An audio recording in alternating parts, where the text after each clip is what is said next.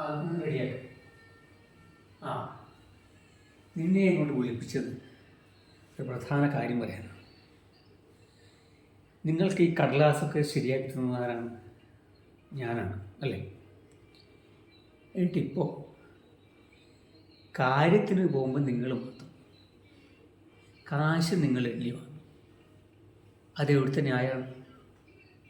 ഇത് നടക്കില്ല, മനസ്സിലായോ? നിങ്ങൾക്ക് കിട്ടിയതിൻ്റെ കാശിൻ്റെ പകുതി എനിക്ക് കിട്ടും. ആ ബ്രെയിൻ എൻ്റെതാണ്.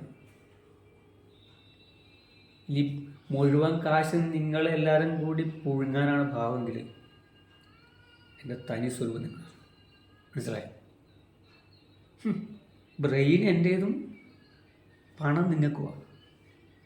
നടക്കില്ല, മനസ്സിലായില്ലേ? പോടാ,